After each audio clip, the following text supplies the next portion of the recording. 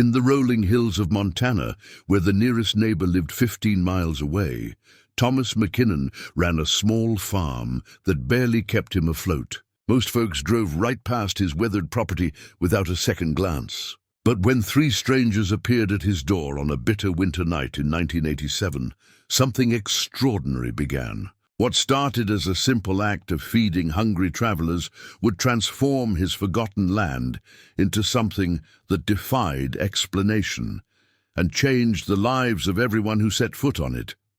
Before we jump back in, tell us where you're tuning in from, and if this story touches you, make sure you're subscribed because tomorrow I've saved something extra special for you.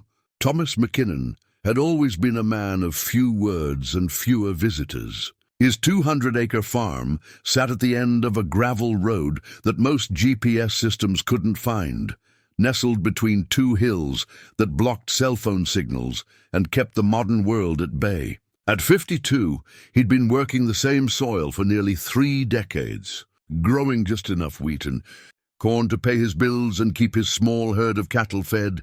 The cool house itself told the story of a man who chose function over form, a simple 2-story structure with white paint that had long since faded to grey, surrounded by practical outbuildings that looked like they'd been assembled from salvaged materials, which in many cases they had been. Thomas wasn't poor exactly, but he lived with the careful frugality of someone who understood that Montana winters could stretch longer than expected and that tractors broke down at the worst possible moments.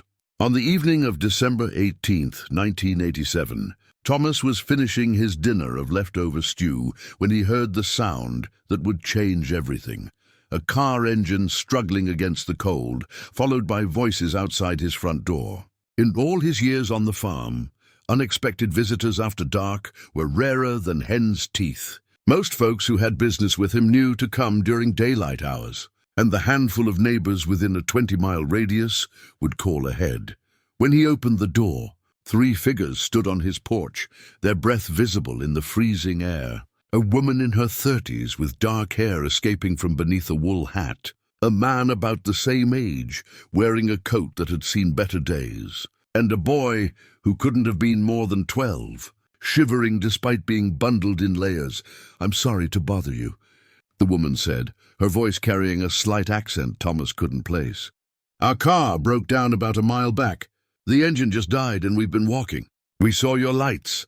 Thomas looked past them into the darkness, where indeed he could see no headlights or any sign of a vehicle. The temperature had dropped to nearly 10 below zero, and the wind was picking up, the kind of night that could turn dangerous fast for people caught outside. "Come in," he said without hesitation, stepping back to let them enter. "You'll freeze to death out there." The family, for that's clearly what they were, stepped into his modest living room, immediately grateful for the warmth radiating from the wood stove. The boy's teeth were chattering audibly, and the man kept rubbing his hands together, trying to restore circulation. "I'm Maria Santos," the woman said, unwrapping the scarf from around her neck. "This is my husband Carlos and our son Diego. We were driving from Seattle to Denver, trying to make it to my sister's house for Christmas." Thomas nodded, hanging their coats on pegs by the door. "Thomas McKinnon, you picked a rough night to break down. Let me get you some coffee, warm you up." As he moved toward the kitchen, he noticed details that spoke to their circumstances. Shoes that were worn thin, clothes that were clean but patched in places, and the careful way they looked around his home, as if trying not to impose more than necessary. The boy, Diego, had stopped shivering but was still pale, and Thomas could see the exhaustion in all their faces.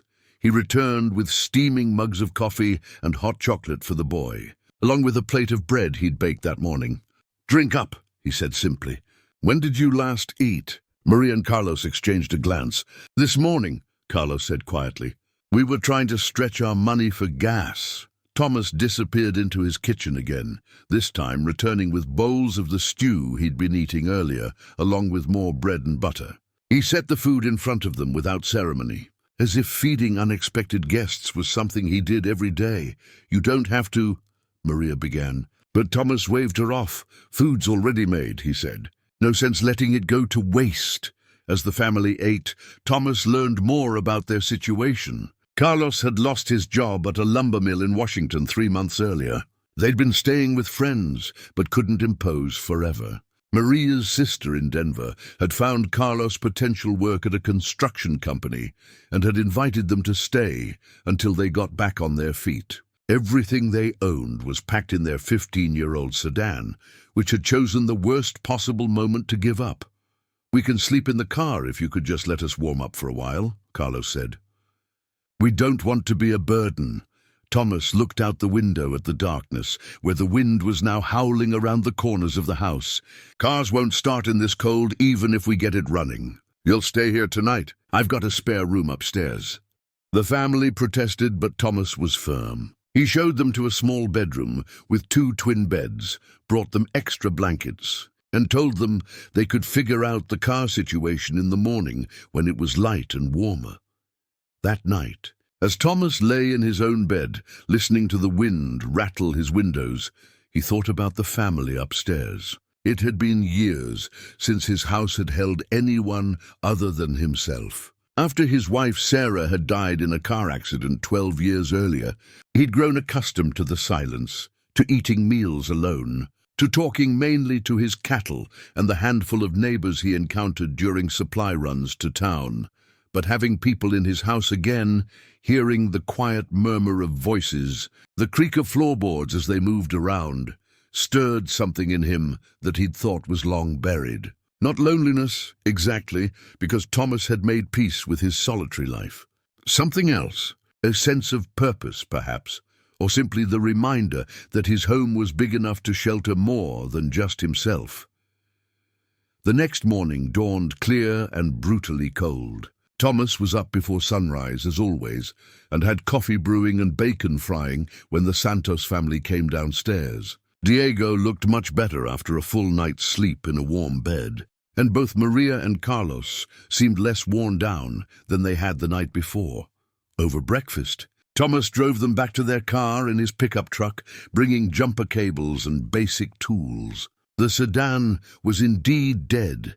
Not just a weak battery, but what looked like a blown head gasket based on the white smoke that had been coming from the exhaust. Carlos knew enough about cars to recognize that this wasn't something they could fix on the roadside, and certainly not something they could afford to have repaired professionally. Standing beside their disabled vehicle, with all their possessions visible through the frost-covered windows, the family's situation crystallized into something Thomas could see clearly. They were good people, caught in circumstances beyond their control, facing the kind of setback that could derail everything they were trying to build. Without any fanfare or dramatic announcement, Thomas made a decision that surprised even him.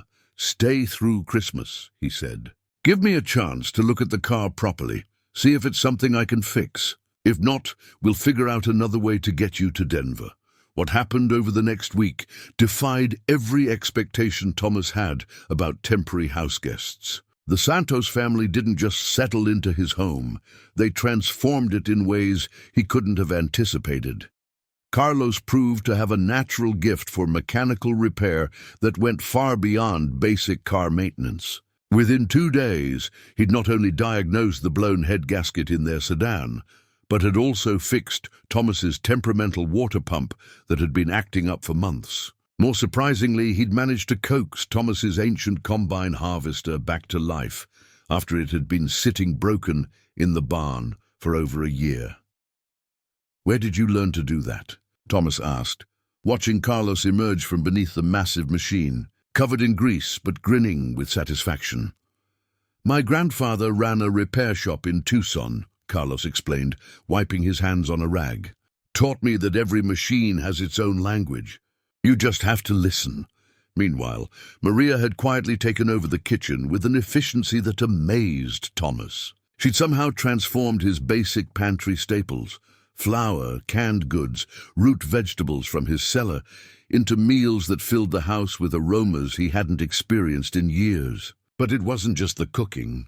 She'd organized his chaotic spice rack, cleaned out cupboards that hadn't been properly sorted since Sarah's death, and somehow made the whole house feel more alive without changing anything fundamental about it.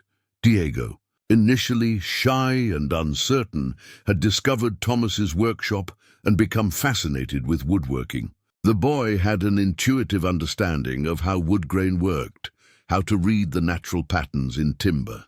Thomas found himself teaching Diego techniques he hadn't shared with anyone in decades: how to select the right chisel for delicate work, how to sand with the grain rather than against it, how to tell when a piece of wood was ready to be shaped. By the third day, Thomas realized something unprecedented was happening.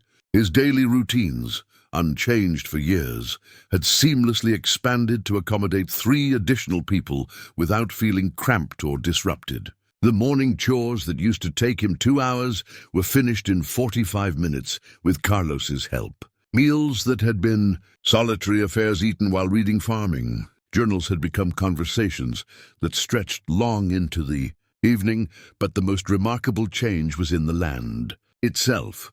Thomas first noticed it on December 23rd, while checking on his cattle in the north pasture. The herd, which had been restless and scattered for weeks, had gathered in a tight group near the fence line closest to the house. They stood quietly, almost at attention, facing toward the farmhouse as if waiting for something. "That's odd," he muttered to himself. But cattle behavior could be unpredictable, especially in winter. The next morning, Christmas Eve, Maria mentioned that she'd never seen so many birds around a farm in December. Looking out the kitchen window, Thomas saw what she meant. Cardinals, blue jays, even a few species he didn't immediately recognize, were perched along his fence lines and in the bare branches of the oak trees around his house. Not just a few birds, dozens of them, all sitting peacefully together despite being natural competitors for territory. Preparing and narrating this story took us a lot of time, so if you are enjoying it, subscribe to our channel. It means a lot to us. Now back to the story. That afternoon, while Diego was in the workshop crafting a simple jewelry box for his mother's Christmas present, Thomas walked the perimeter of his property. He'd been doing this same circuit for 30 years, checking fence lines and looking for signs of problems. But today everything felt different. The silence was deeper, more complete than usual. Not the empty quiet of isolation, but the full quiet of anticipation. The winter landscape, normally stark and dormant, seemed to pulse with an energy he couldn't name. Even the bare ground felt different beneath his boots, more solid, more substantial somehow. Christmas Day brought an unexpected visitor. Thomas was showing Carlos how to adjust the timing on an old tractor engine when they heard a car coming up the gravel drive. Through the barn door, Thomas saw a sedan he didn't recognize, followed by a battered pickup truck. An elderly woman emerged from the sedan, moving slowly but with purpose. Behind her, a middle-aged man and a woman in her 20s climbed out of the pickup. They stood for a moment looking toward the house, then began walking across the yard. "Thomas McKinnon," the elderly woman called. "I'm Eleanor Hartwell." "I live about 30 miles south of here." Thomas had heard the name, but couldn't place her immediately. He wiped his hands and walked over to meet them. "We heard you've been helping the Santos family," she continued. "Word gets around in country like this. We brought some things we thought you might need." What followed was unlike anything Thomas had ever experienced. Eleanor and her companions, her son Robert and his daughter Jennifer, had brought groceries, warm clothes that looked like they'd fit Diego perfectly, and a check made out to Carlos for what Eleanor described as advance payment for some repair work I need done on my irrigation system. "Ma'am," Carlos started to protest, "I haven't even looked at your equipment." "You will," Eleanor said with the quiet confidence of someone who'd lived 8 decades and knew how to read people. "When you're ready." As they unloaded supplies from their vehicles, Eleanor explained that she'd heard about Thomas's kindness through her neighbor, who'd heard it from someone in town, who'd gotten the story from the mechanic who'd towed the Santos family's broken car to his shop for parts. "News travels fast when someone does something decent," she said, "especially this time of year." But as the afternoon progressed, Thomas began to understand that Eleanor's visit was about more than neighborly charity. She kept glancing around his property with an expression he couldn't quite read, not curiosity exactly, but recognition, as if she was seeing something she'd been expecting after they'd finished unloading. Eleanor asked if she could walk around his land for a few minutes. "I used to know this place years ago," she said cryptically, "before you bought it." Thomas accompanied her on a circuit that took them past the barn, around the cattle pasture, and down to the small creek that marked the southern boundary of his property. Eleanor walked slowly, sometimes stopping to touch fence posts or examine trees, her expression growing more thoughtful with each step. Finally, near the creek, she stopped and turned to face him. "Do you know what this land was before it was a farm?" she asked. Thomas shook his head. He'd bought the property from a bank foreclosure and had never researched its history beyond checking for liens and water rights. "This was sacred ground to the Blackfoot tribe," Eleanor said quietly. "Not a burial ground or a ceremonial site exactly, but a place they considered blessed. A place where hungry travelers were always welcome, where no one was ever turned away." She paused, looking back toward the house where Thomas could see Maria and Diego through the kitchen window, preparing dinner while Carlos continued working on the tractor. "The story goes that the land remembers kindness," Eleanor continued. "That generosity shown here doesn't just help the people who receive it, it soaks into the ground itself, makes the whole place more alive somehow." Thomas felt a chill that had nothing to do with the December air. "You're saying this land has some kind of power?" Eleanor smiled. "I'm saying that some places are meant for certain purposes, and when someone like you comes along and uses the land the way it's meant to be used, for shelter, for healing, for bringing people together, well, maybe the land responds in kind." As they walked back toward the house, Thomas found himself seeing his property through different eyes. The unusual behavior of his cattle, the unprecedented gathering of birds, the sense of anticipation that seemed to hang in the air.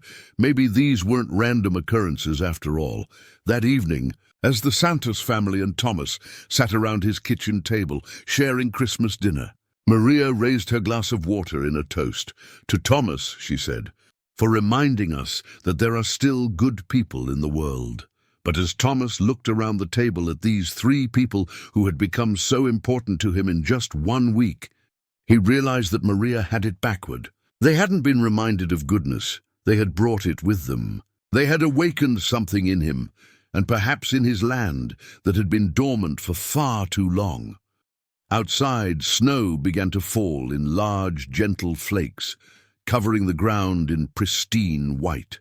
Through the window, Thomas could see his cattle still gathered in their unusual formation, standing peacefully in the falling snow as if keeping vigil. Something extraordinary was beginning, though Thomas wouldn't fully understand what until the next travelers arrived. The second group of unexpected visitors arrived on New Year's Eve, 1987, during the worst blizzard Montana had seen in 15 years. Thomas was in his workshop, putting the finishing touches on a rocking chair he'd been crafting with Diego's help when the dogs started barking. Not his dogs, he'd never owned any, but 3 mutts that had appeared on his property 2 days after Christmas and simply decided to stay. Carlos had named them Scout, Ranger, and Doc, and they'd appointed themselves as the farm's unofficial security detail. Through the workshop window, Thomas could barely make out shapes moving through the swirling snow. The wind was howling so fiercely that he couldn't hear any engine noise. But the dog's alert posture told him that vehicles were approaching. By the time he reached the front porch, 2 cars had materialized from the white chaos. A station wagon that looked like it had seen better decades and a compact sedan with a cracked windshield.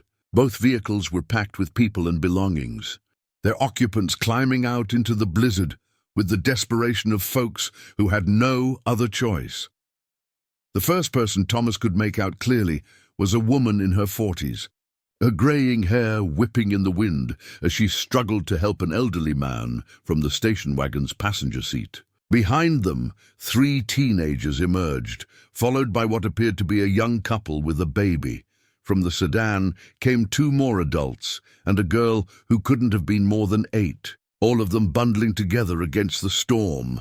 "Please," the grey-haired woman shouted over the wind as she approached the porch, supporting the elderly man who was clearly having trouble walking. "We've been driving for 6 hours, trying to find shelter. The highway's completely closed behind us." Thomas didn't hesitate. "Get everyone inside," he called back, opening his front door wide. "Hurry up before you all freeze." What followed was controlled chaos as 11 additional people crowded into his living room, stomping snow off their boots and unwrapping layers of inadequate winter clothing. The elderly man, who introduced himself as Frank Kowalski, was clearly exhausted and possibly hypothermic. The baby, barely 6 months old, was crying with the persistent wail that meant cold and hunger. Maria appeared from the kitchen, took one look at the situation, and immediately began organizing. "Carlos, help me move the furniture," she said in Spanish, then switched to English. "We need more space. Thomas, do you have extra blankets?" Within 20 minutes, Thomas's living room had been transformed into a temporary shelter.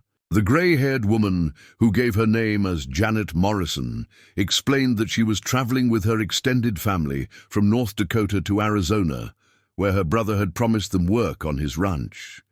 "Frank is my father," she said, indicating the elderly man who was now wrapped in blankets near the wood stove. "These are my kids, Beth, Mike, and Sarah," she gestured toward the 3 teenagers. "And that's my nephew Danny and his wife Lisa with their baby, Emma. The folks from the other car are the Hendersons, Jim and Ruth with their daughter Katie. Jim Henderson, a tall man with calloused hands and tired eyes, added that they'd been following Janet's group because they'd heard about the same job opportunities in Arizona. "We've been on the road for 3 days," he said. "Lost everything we had in foreclosure back in Fargo." As the evening progressed, Thomas learned that this group represented something much larger than just 2 families seeking work. They were part of what economists were calling the farm crisis, a wave of agricultural bankruptcies and foreclosures that had been sweeping through the Midwest for the past several years. Rising interest rates, falling crop prices, and a perfect storm of economic factors had destroyed family farms by the thousands, sending their owners scattered across the country in search of any kind of work. But what struck Thomas most was how naturally his household had expanded to accommodate 11 additional people. Diego had immediately befriended 8-year-old Katie Henderson, showing her his woodworking projects and sharing his collection of carved animals. The teenagers had gravitated toward the kitchen, helping Maria prepare a massive dinner from ingredients that seemed to multiply magically in Thomas's pantry. Carlos had taken charge of making sure both cars were properly winterized for the storm, while the baby Emma had been passed from person to person, each adult taking turns soothing her until she finally fell asleep in Frank Kowalski's arms. "Haven't held a baby in 20 years, Frank murmured, his color much better now that he'd warmed up. "Forgot how peaceful they get when they trust you." As midnight approached and 1988 began, Thomas found himself looking around his living room at a scene that would have been unimaginable just 2 weeks earlier. 18 people, ranging in age from 6 months to 70-something, had somehow fit comfortably in a house, and that had felt too big for just one person for over a decade. But the most remarkable thing wasn't the logistics of housing so many people. It was the atmosphere in the room. Despite their desperate circumstances, despite being strangers thrown together by a blizzard, everyone seemed genuinely at ease. Conversations flowed naturally between people who had nothing in common except their current situation. The teenagers were teaching Diego and Katie a complicated card game, while the adults shared stories about their former lives and their hopes for what lay ahead. Around 1 in the morning, when most of the group had settled down to sleep in various corners of the house, Thomas stepped outside onto his front porch. The blizzard had finally exhausted itself, and the sky was clear enough to see stars. The silence was profound, not just quiet, but the kind of complete stillness that only comes after major storms.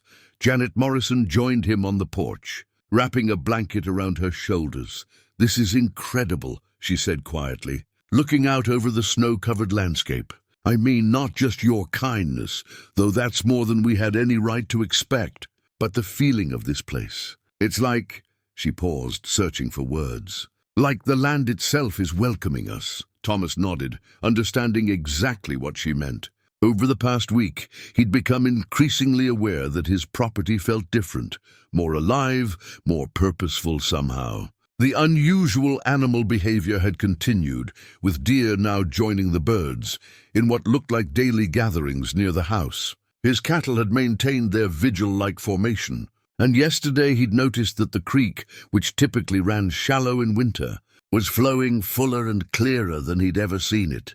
"There's something I need to tell you," Thomas said, and found himself sharing Eleanor Hartwell's story about the land's history as sacred ground.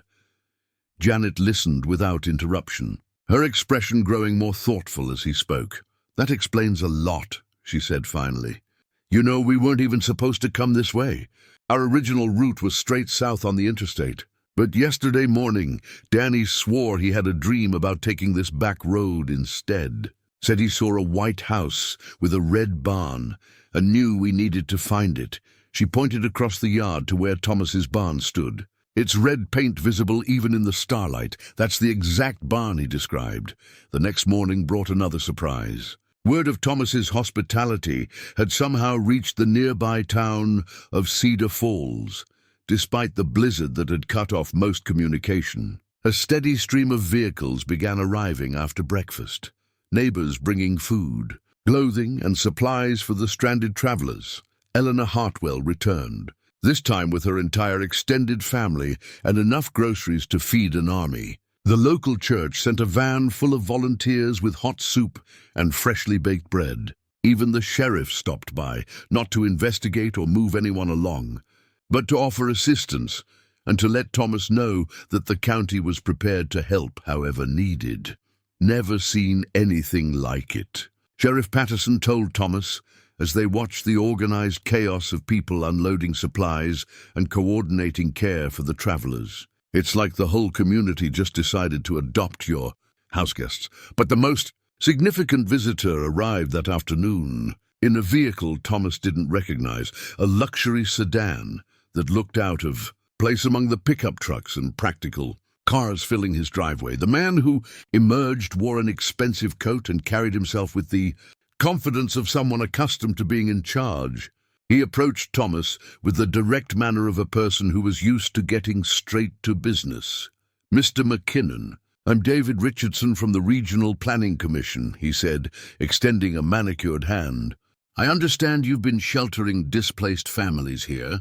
I'm afraid we need to discuss some zoning regulations and safety codes that apply to situations like this." Thomas felt his stomach sink. After 2 weeks of unprecedented harmony and purpose, bureaucracy had finally caught up with them. But before he could respond, Carlos appeared at his shoulder, followed by Jim Henderson and Danny Morrison. Behind them, more people began gathering, not just Thomas's house guests, but the neighbors and volunteers who had been helping all morning.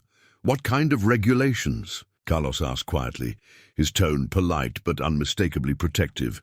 Richardson's confident expression faltered slightly as he found himself facing not one isolated farmer, but what appeared to be an entire community united in purpose. "Well," he said, consulting a clipboard, "there are occupancy limits for residential properties, health department requirements for temporary shelters, and liability issues that need to be addressed." Eleanor Hartwell pushed through the crowd, her 80-year-old frame somehow commanding more authority than Richardson's official position. "Son," she said to Richardson, "do you see anyone here who looks endangered or mistreated?" Richardson looked around at the scene. Children playing in the snow, adults working together to organize supplies, babies being cared for by multiple volunteers, teenagers helping elderly visitors navigate the icy walkways. "No, ma'am," he admitted. "But the regulations exist for good reasons." "They do," Eleanor agreed. "And so does this." She gestured toward the gathered crowd, toward Thomas's house, where smoke was rising peacefully from the chimney, toward the entire scene of organized compassion. "Sometimes," she continued, The regulations have to bend a little to accommodate what's right. And what's happening here is right. Richardson stood silent for a long moment, clearly wrestling with competing obligations. Finally, he tucked his clipboard under his arm. "I'll need to file a report," he said. "But I suppose there's no immediate emergency here that requires intervention." As Richardson drove away, Thomas realized that his small act of kindness had somehow grown beyond anything he could have imagined. His farm had become not just a shelter, but a focal point for something larger, a community response to crisis that seemed to generate its own momentum. That evening, as the expanded household settled in for another night, Thomas walked out to check on his cattle one more time. They were still maintaining their unusual formation, but now they'd been joined by deer, rabbits, and even a few foxes, all gathered peacefully in the same area, standing there in the clear, cold air. Thomas felt the truth of Eleanor's words about the land remembering kindness. Something was definitely happening here, something that went beyond simple hospitality and into territory he didn't fully understand. But understanding wasn't necessary. What mattered was that tomorrow more people would probably arrive, and he would feed them too.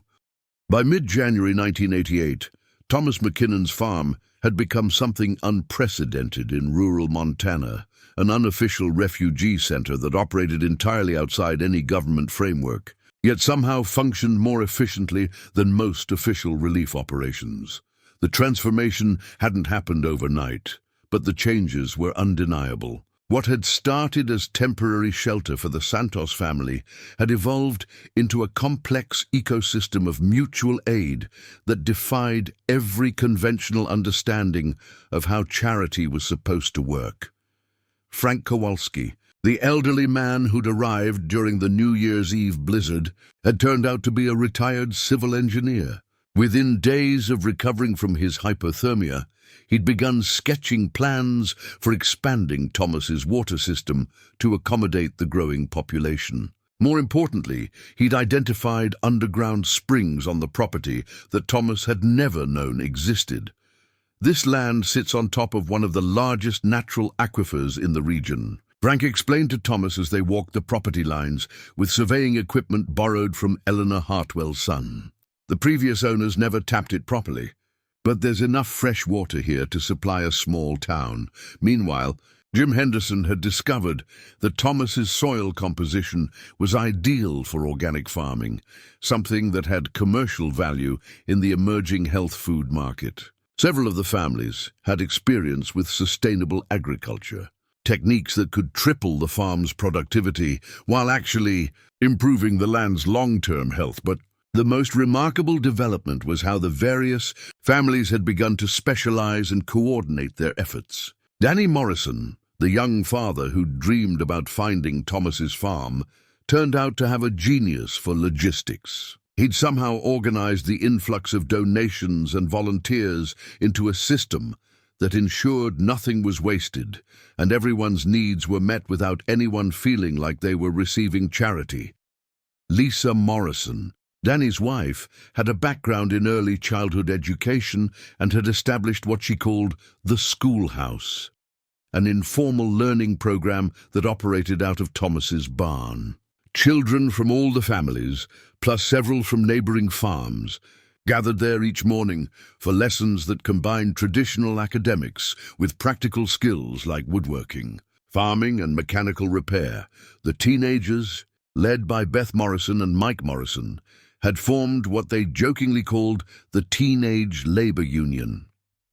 They handled most of the physical work around the farm: snow removal, fence repair, animal care, with an efficiency that amazed the adults. More importantly, they developed a communication network that connected Thomas's farm with dozens of other properties throughout the region.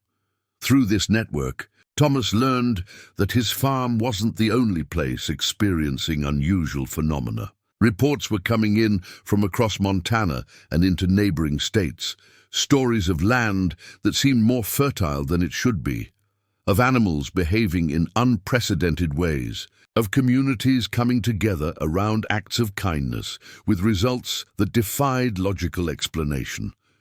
The most detailed report came from a cattle ranch near Billings, where the owner had taken in a family of migrant workers during a particularly harsh cold snap. Within weeks, the ranch's productivity had increased dramatically. Wild animals had begun gathering peacefully on the property, and neighboring ranchers had started, coordinating their efforts in ways that benefited everyone. "It's like generosity is contagious," observed Ruth Henderson during one of the evening discussions that had become a regular feature of life at Thomas's farm. But not just socially contagious. It's affecting the land itself, the animals, even the weather patterns. This last observation wasn't as far-fetched as it might have sounded. The winter of 1987-88 was turning out to be unusually mild in the immediate vicinity of Thomas's farm, while areas just 20 miles away were experiencing normal seasonal conditions. The microclimate around the property seemed to be moderating itself, as if the land was actively trying to be more hospitable. Dr. Patricia Valdez, a climate researcher from the University of Montana, arrived in late January to investigate these reports. She'd heard about the unusual weather patterns from a colleague and had driven out, expecting to find measurement errors or local geographical features that could explain the anomalies. Instead, she found something that challenged her scientific understanding of how weather systems worked. "I've been taking measurements for 3 days," she told Thomas as they stood in his south pasture, where the snow was noticeably thinner than it should have been. "The temperature here is consistently 3 to 5 degrees warmer than it is just half a mile in any direction. There's no geological or meteorological reason for that kind of localized variation." Dr. Valdez was a woman in her 30s with the systematic mind of a researcher, but Thomas could see that her findings were troubling her scientific worldview. "The soil temperature is even more anomalous," she continued, consulting her instruments. "It's as if the Earth itself is generating slightly more heat than it should be. And the water table measurements Frank Kowalski showed me, they don't match any of the geological surveys from this area." That evening, Dr. Valdez joined the expanded household for dinner, and Thomas watched her struggle to reconcile her scientific training with what she was observing. The atmosphere in his home was unlike anything she'd encountered. 18 people from completely different backgrounds, ranging in age from baby Emma to Frank Kowalski, living together with a harmony that should have been impossible. "How do you handle conflicts?" she asked Janet Morrison. "Disagreements about resources, privacy, different parenting styles?" Janet exchanged glances with several of the other adults before answering. "That's the strangest thing," she said. "We don't really have those kinds of conflicts. I mean, we should. We're living in conditions that would normally create huge tensions. But everyone just seems to know how to make space for everyone else." Carlos nodded in agreement. "It's like the land teaches you how to be peaceful. I know that sounds crazy, but I've felt different since we've been here. More patient, more willing to listen."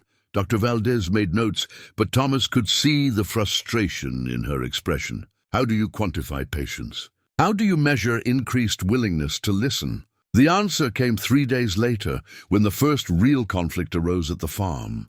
A new family had arrived the previous evening, the Brennans from Iowa, consisting of parents Kevin and Michelle, with their twin 12-year-old sons, Tyler and Trevor. Unlike the previous arrivals, who had integrated smoothly into the farm's established rhythms, the Brennan twins brought an energy that disrupted the careful balance that had developed. They were clearly dealing with the trauma of losing their family farm to foreclosure. But their way of processing that trauma involved acting out in ways that affected everyone. They started fights with the other children, refused to participate in chores, and seemed determined to challenge every rule and expectation.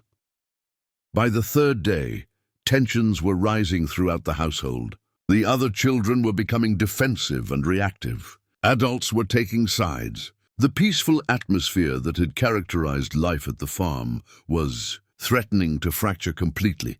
Thomas found himself in the unfamiliar position of being looked to for leadership in a situation he had no experience managing. He'd never been a parent, never had to mediate between competing groups, never had to maintain order among so many people with different needs and expectations. That evening, as arguments continued to erupt despite everyone's efforts to maintain harmony, Thomas walked out to his usual spot by the cattle pasture. The animals were still maintaining their vigil formation, but he noticed that they seemed restless, shifting positions more frequently than usual. Eleanor Hartwell appeared beside him, having arrived that afternoon with a load of supplies and staying to help with the crisis. "Land feels different when there's discord," she said without preamble. "Animals can sense it." Thomas looked at her. "What am I supposed to do?" "I don't know how to handle this." Eleanor was quiet for a long moment, studying the gathered cattle and the house beyond them, where voices could still be heard through the windows. "Maybe the question isn't how to handle it," she said finally. "Maybe the question is how to let the land handle it." Before Thomas could ask what she meant, Eleanor was walking toward the house. He followed her inside, where she found the Brennan family sitting somewhat apart from the others in the living room, defensive and isolated. "Kevin, Michelle," Eleanor said, addressing the parents directly. "I'd like to show you something. All of you," she added, including the twins. She led the entire household outside into the cold January night, past the barn, and down toward the creek that marked the southern boundary of Thomas's property. There, in a clearing that Thomas had never paid much attention to, Eleanor stopped and asked everyone to form a circle. "This is where the Blackfoot used to hold council when there were disputes," she said. "The tradition was that anyone with a grievance could speak, but they had to speak while holding this." She reached into her coat and pulled out a smooth stone, about the size of a fist, with natural markings that looked almost like symbols. Only the person holding the stone can speak, and they have to speak the truth about what they're really feeling, not just what they're angry about. What happened over the next hour was unlike anything Thomas had ever witnessed. One by one, each member of the household took the stone and spoke, not about the immediate conflicts, but about deeper fears and losses and hopes. The Brennan twins talked about watching their father cry when the bank foreclosed on their farm. Other children shared their own experiences of upheaval and uncertainty. The adults spoke about feeling powerless in the face of economic forces beyond their control, about the shame of needing help, about fears for their children's futures. By the time the stone had made its way around the entire circle, something had shifted. The defensive postures had relaxed. The artificial divisions between families had dissolved. Most remarkably, the twins were no longer acting out, but were leaning against their parents, finally allowing themselves to be comforted. As they walked back toward the house, Dr. Valdez fell into step beside Thomas. "I have no idea how to write about what I just witnessed," she said quietly, "but I'm beginning to think that what's happening here isn't just about weather patterns or soil temperature. It's about some kind of field effect that influences human behavior at a neural level." Thomas nodded, though he didn't fully understand her scientific terminology. What he understood was that his land had somehow taught them all how to heal together. That night, as the household settled into sleep with the harmony restored and deepened, Thomas realized that his farm had become more than a shelter or even a community. It had become a place where broken things, people, families, relationships, could be made whole again. The question was, how long could it last? The answer to Thomas's question about how long it could last came on a grey February morning when he woke to find news trucks lining his gravel road. Someone had leaked Dr. Patricia Valdez's preliminary research findings to the media, and overnight Thomas McKinnon's quiet farm had become the center of a national story about the miracle farm of Montana. Television reporters from as far away as New York were setting up equipment in his front yard, while curiosity seekers parked along the county road, hoping to catch a glimpse of what one breathless news anchor was calling America's most mysterious community. Thomas stood at his kitchen window, coffee mug in hand, watching the chaos unfold with a sinking heart. Behind him, the expanded household was stirring to life. Children getting ready for their morning lessons in the barn, adults preparing for another day of coordinated work that had become as natural as breathing. "This is going to change everything," Maria Santos said quietly, joining him at the window. After 2 months on the farm, she'd become something like Thomas's unofficial advisor, the person who seemed to understand both his temperament and the delicate balance that made their unusual community work. Before Thomas could respond, his phone began ringing. It hadn't stopped since 6 that morning. Reporters, government officials, religious leaders, and what seemed like half the population of Montana, all wanting to know about the sacred ground, and whether they could visit, study, or somehow bottle whatever was happening on his property. The first knock on the door came at 7:30. Thomas opened it to find a well-dressed woman with perfectly styled hair holding a microphone, flanked by a camera crew. "Mr. McKinnon, I'm Sandra Walsh from Channel 8 News. Can you tell our viewers about the miraculous healings that are supposedly taking place on your farm?" "There aren't any miraculous healings," Thomas said flatly. "People are just helping each other." "But what about the unusual weather patterns, the reports of increased crop yields, the animals gathering in unprecedented formations?" Thomas looked past her to where his cattle were indeed still maintaining their vigil-like arrangement in the north pasture, now joined by what appeared to be every deer, rabbit and bird within a 50-mile radius. Even he had to admit it looked otherworldly. "I don't know anything about that," he said, which was both true and completely inadequate as an explanation. The reporter pressed on, but Thomas closed the door and turned to find Frank Kowalski and Carlos waiting for him in the hallway. "We need to talk," Frank said. "All of us. This situation is about to spiral out of control." Within an hour, the entire household had gathered in Thomas's living room for an emergency council. Outside, the media circus continued to grow, but inside, 23 people, adults, teenagers and children, sat in the circle formation they'd learned from Eleanor Hartwell's conflict resolution methods. Danny Morrison spoke first, his logistics-oriented mind already working through the implications. "We're about to be overrun. I've been monitoring the radio traffic, and there are tour buses heading this way from 3 different cities. The county sheriff's department is overwhelmed. The state government is sending investigators.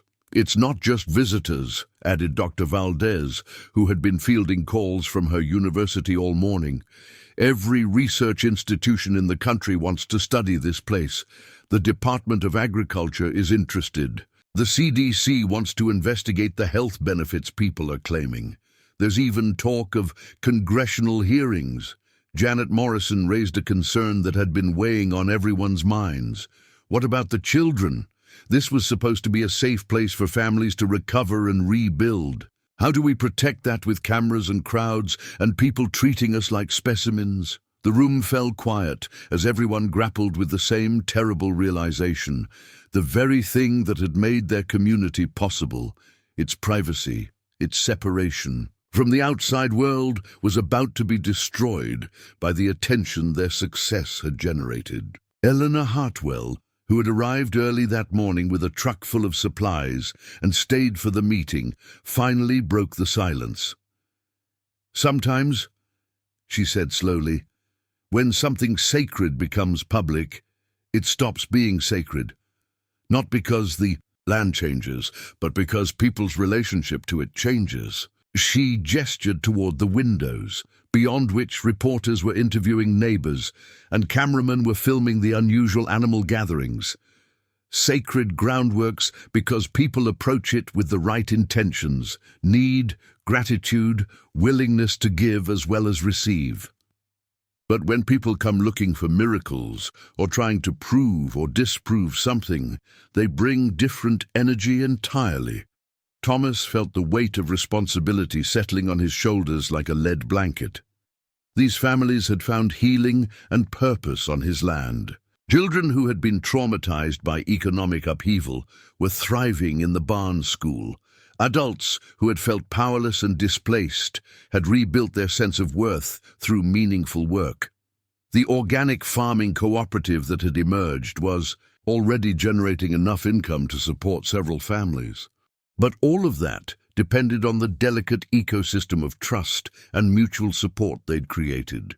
Could it survive being turned into a tourist attraction or research project? The answer came sooner than expected. By afternoon, the first wave of curiosity seekers had arrived. Most were harmless, families driving up from Billings or Great Falls, hoping to experience whatever was making Thomas's farm special. But others came with different motivations. Religious pilgrims looking for signs and miracles, skeptics determined to debunk what they saw as fraud or delusion, entrepreneurs already scheming about how to monetize the phenomenon.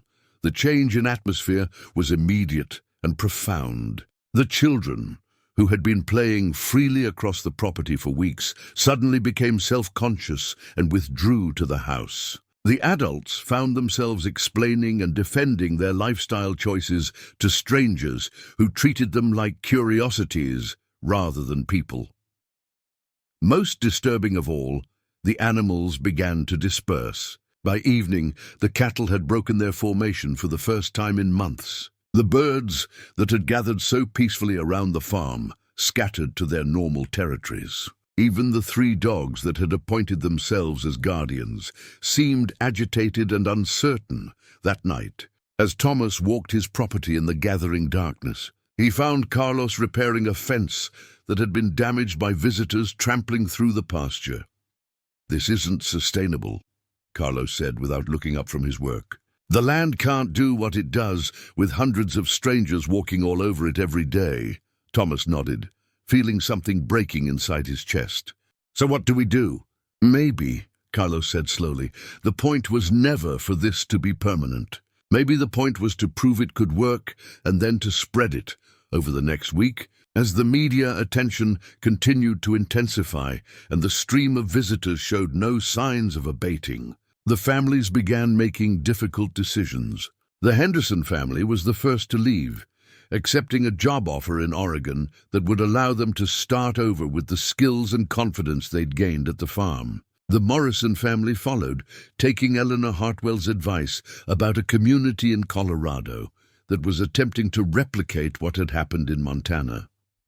One by one, the families that had found healing on Thomas's land began spreading out across the country, carrying with them not just practical skills and renewed hope, but something more intangible, the knowledge that communities, based on mutual aid and genuine care, were possible. Dr. Valdez published her findings in a carefully worded academic paper that documented the unusual environmental phenomena without making claims about their cause. Her research inspired similar studies at dozens of other locations where communities had formed around acts of extraordinary generosity. Frank Kowalski used his engineering expertise to design water systems for 3 different intentional communities. Lisa Morrison's educational methods were adopted by alternative schools in 12 states. Danny Morrison's logistic systems became the model for disaster relief operations that were more efficient and compassionate